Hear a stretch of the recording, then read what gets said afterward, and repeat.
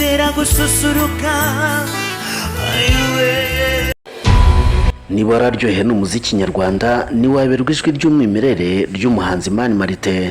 Menya amateka yamuranze kuva mu bwana bwe kugeza na n'ubu. Murakaza neza kuri Kigali 250, urubuga rubagezaho amakuru agezweho y'imyidagaduro, umuziki, ibyamamare n'udushya dutandukanye bishyushye, byizewe kandi bikunogeye.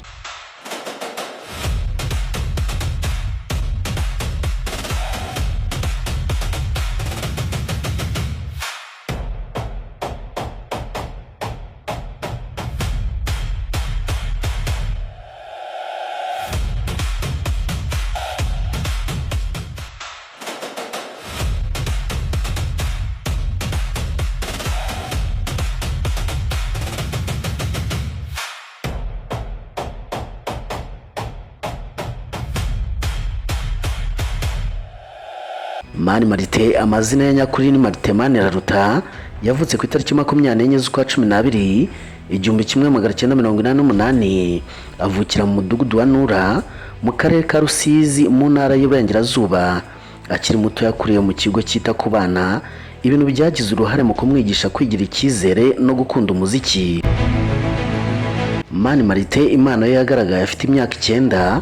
Umwarimu waza kuyibonera ku ishuri mu mwaka w'1997 yanditse indirimbo ye ya mbere yise Barihe, ivuga ku bibazo abana benshi bibazaga nyuma ya jenoside yakorewe Abatutsi mu mwaka w'1994.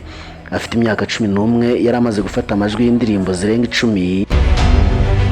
Mu mwaka w'2000 yatangiye urugendo rwe rwa muzika ku mugaragaro.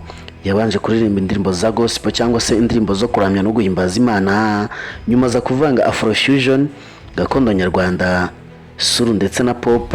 Mu mwaka w'2010 yashinze itsinda rye ryitwaga Kesho Bande, rituma atangira gucurangira abantu mu bitaramo, mu bukwe ndetse no mu mahoteli.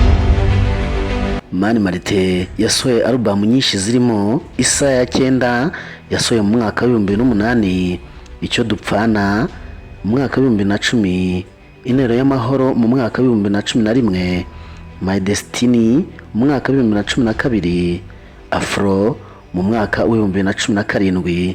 Ariko nanone hari indirimbo nyinshi zakunzwe cyane nk'izirimo Urukumbuzi,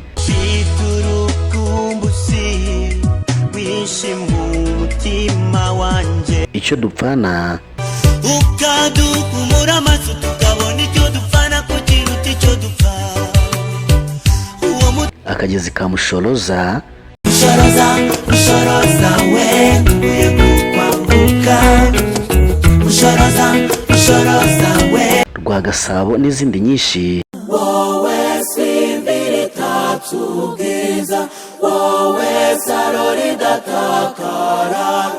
Mani Martin yegukanye ibihembo bitandukanye birimo Radio 10 Awards, Salax Awards mu byiciro bitandukanye. Yitabiriye n'iserukiramuco mpuzamahanga nka Suza Busula, Fespaco ndetse n'Abayimba Festival n'andi menshi atandukanye. Mani Martin nubwo yakomeje gukora cyane, umuhanzi umaze imyaka isaga 25 yahuye na bimwe mu bibazo muri uru rugendo. Mu mwaka w'2013 yakoze impanuka ikomeye ya moto ariko aza gukira.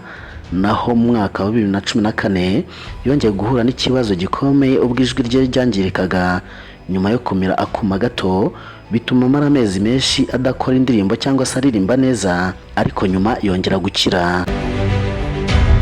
Mani Martin mu mwaka wa 2017 yarangije icyiciro cya kaminuza muri Mount Kenya University, aho yize Media and Mass Communication.